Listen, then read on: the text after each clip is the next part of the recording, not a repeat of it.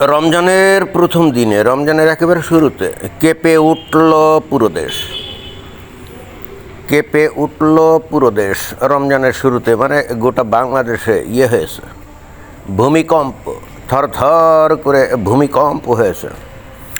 আমি তো এখন বাংলাদেশে নাই, এখন কত মাত্রার কি ভূমিকম্প হলো আমি তো টের পাইলাম না, কিন্তু এটার মাহাত্ম্য কিন্তু বিশাল, বিশাল। কারণ রমজানের একেবারে প্রথম দিনে এই যে ভূমিকম্পটা হলো, অর্থাৎ বাংলাদেশ কেঁপে উঠল, এটার আসলে নিহিতার্থ কি বিশাল, এতে কিন্তু কোনো সন্দেহ নাই, এখন এতে ক্ষয়ক্ষতি কী পরিমাণ হয়েছে কে জানে, কেউ মারা টারা গেছে নাকি তাও তো জানি না। কিন্তু এটা দিয়ে কি বাংলাদেশের মুমিন মুসলমানদেরকে আল্লাহ কি কোনো সিগন্যাল পাঠালো, কোনো বার্তা দিল যে হে বাংলাদেশের মুমিন মুসলমান, তোমরা কি ধরনের নাফরমানি করলা? তোমরা তো কিছুদিন আগে সুযোগ পাইছিলে বাংলাদেশে আমার বিধান তোমরা কায়েম করবা, এবং সেই হেতু জামাত ইসলামকে দলে দলে ভোট দিয়ে তাদেরকে ক্ষমতায় নিয়ে আসলেই বাংলাদেশে ইসলামী শাসন চালু হতো। অথচ তোমরা দিন শেষে কী করলে? নাফরমানি করলে, মুনাফিকি করলে। তোমরা বিএনপি নামক একটা দল, যারা নাকি বলে তারা গণতন্ত্র আর ধর্মনিরপেক্ষতায় বিশ্বাস করে, তোমরা তাদেরকে বিজয়ী করে এখন ক্ষমতায় বসালে। এবং বর্তমানে যে প্রধানমন্ত্রী, এই যে তারেক রহমান, তাই না, তারা দেখলে কি কেউ বলবে সে মুসলমানের ছেলে বা সে নিজে মুসলমান? আমার তো মনে হয় না, কারণ তার পরনে কিন্তু ইসলামী পোশাক, জোব্বা টোব্বা এগুলো কিছুই নাই, তারপরে ওই মুখে দাড়ি নাই, একেবারে ক্লিন শেভড। দীর্ঘদিন ধরে, মানে 17 বছর ধরে সে তো ওই যে ইয়েতে ছিল, ওই ব্রিটেনে ছিল না, অনেকটা ব্রিটিশ হয়ে গেছে, তার কথাবার্তা চাল চলনে he looks like a European, British. এখন এই লোক যে ক্ষমতায় বসছে, সে তো আর বাংলাদেশে ইসলামী শাসন কায়েম করবে না, যদিও তারা মাঝে মাঝে আগে বলতো তারা নাকি ইসলামী গণতন্ত্র কায়েম করবে। এটা তো ওয়ান কাইন্ড অফ কী বলা যায়, মানে ফান, তাই না? ইসলামী গণতন্ত্র বলে কোনো কিছু আছে নাকি? আরে ভাই, আম গাছে কি আর লিচু ফলে, বা লিচু গাছে কি আর আম ফলে? তা তো ফলে না। তো ইসলামী গণতন্ত্র বলে অতএব কোনো কিছু হয় না, কিন্তু অথচ তারাই তো ক্ষমতায় চলে গেল। দেশের মানুষ দলে দলে তাদেরকে ভোট দিল এবং তারা ক্ষমতায় চলে গেল। And they want to make our বাংলাদেশের democratic one. Not only that, এই তারেক রহমান একটা কথা বলছে যে এই বাংলাদেশ হলো নতুন বাংলাদেশ, এখানে হিন্দু, মুসলিম, বৌদ্ধ, খ্রিস্টান, তারপরে সংশয়বাদী, নাস্তিক, it doesn't matter, they will live in Bangladesh peacefully and they will expose their opinion, they will express their opinion freely. কি ভয়ঙ্কর কথা! যারা নাস্তিক, যারা সংশয়বাদী, তারা তো সারাক্ষণ ওই যে ইসলামের পিছনে, মহানবীর পিছনে লেগে থাকে। তারা হাদিস পড়ে পড়ে সেখানে মহানবী কবে কি কাম করছে সেগুলো বের করে মহানবীর মাহাত্ম্য প্রকাশ তো দূরের কথা, মুসলমানদের লিখিত দলিল দিয়ে মহানবীর চরিত্র হননে ব্যস্ত থাকে। এখন এই তারেক রহমান কি বলতে চাইলেন যে এগুলো এখন বাংলাদেশে যে কেউ করতে পারবে and he will not be punished? এটাই কি বলতে চাইল নাকি? আমার ধারণা তারেক রহমানের এই সমস্ত কথাবার্তার কারণে আল্লাহ ভয়ঙ্কর মানে বিরাগ ভাজন খালি হয়ই নাই, মানে চিন্তা করছে যে বাংলাদেশকে কিছু একটা পানিশমেন্ট দেওয়ার দরকার। এবং একই সঙ্গে বাংলাদেশের পাবলিক যেহেতু এই বিএনপিকে ভোট দিয়েছে, জামাতকে ভোট দিয়ে বাংলাদেশে শরিয়া বিধান কায়েম করে নাই, সেই হেতু বাংলাদেশের মানুষের উপরে আল্লাহ ভয়ঙ্কর রকমভাবে ক্ষিপ্ত হয়ে গেছে।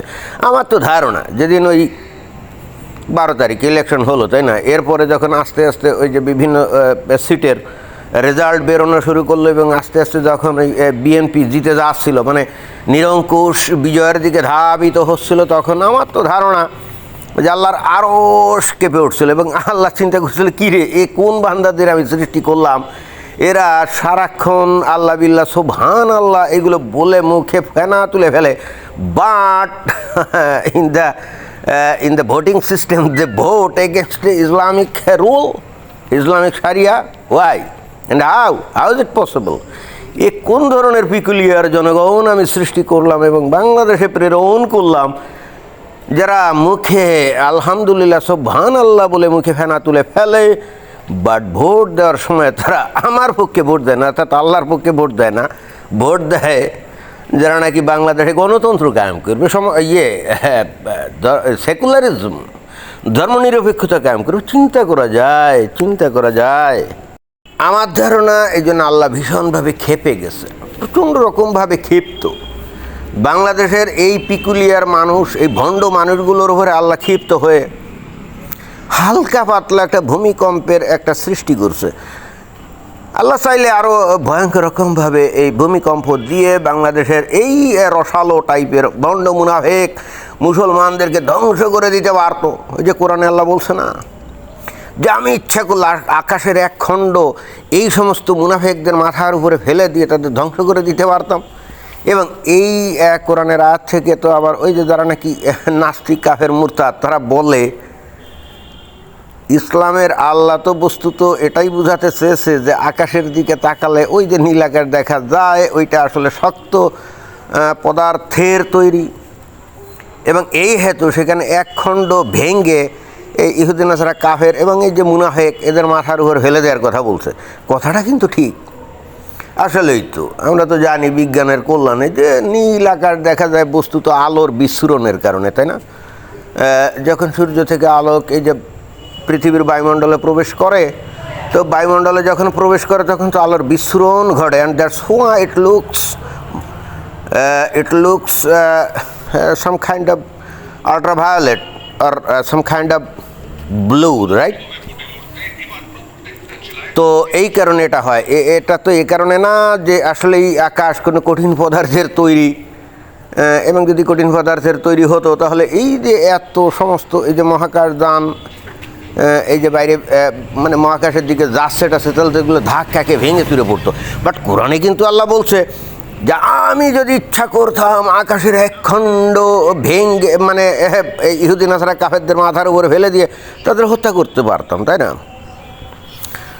তো এই সমস্ত কথাবার্তায় যে কোরআনে থাকার কারণে কিন্তু ইহুদি নাসারা কাফের মুনাফিক মুরতাদ তারা কিন্তু বলে যে কোরআন কীভাবে আল্লাহর কাছ থেকে মানে সব মানে অলমাইটি ক্রিয়েটারের কাছ থেকে আসতে পারে, because it contradicts scientific phenomena, scientific exploration, right? অর্থাৎ আকাশ যদি কঠিন পদার্থের হয় তাহলেই একমাত্র কোরআন সঠিক হবে, আর আকাশ যদি ফাঁকা একেবারে শূন্যস্থান হয়েছেন কোরআন উইল বি ফলস, রাইট? দেখবে সেই কথা, আমি ওইটা নিয়ে আমার মাথা ব্যথা নাই, বাট ইভেনচুয়ালি আমার কাছে এটাই মনে হলো যে আল্লাহ এমন ভয়ঙ্কর ক্ষিপ্ত হয়েছে এই যে বাংলাদেশের মানুষগুলার এই মুনাফিকিতে, যেহেতু তারা দলে দলে ভোট দিয়ে তারা ইসলামের পক্ষে তারা রায় দিল না, and Bangladesh couldn't establish Sharia in the government, and that's why Allah has decided to punish Bangladeshi people a little bit, not severely but a little bit, and that's why nobody is reported to be killed or dead so far. But আমার ধারণা এরপরে কোনো একদিন আল্লাহ ভয়ঙ্কর ক্ষিপ্ত হয়ে বাংলাদেশের উপরে এমন দুর্যোগ নাজিল করবে, maybe millions of people will die from the disaster, natural disaster. Wait and see. Maybe very soon Allah will send a very terrific cyclonic storm towards Bangladesh that may cause millions of people's lives. Yeah, I think so. সুতরাং বাংলাদেশের মানুষ আল্লাহর সাথে বিতলামি করা, betray করা, মুনাফিকি করার শাস্তি তোমরা পাবে, এতে কিন্তু কোনো সন্দেহ নাই।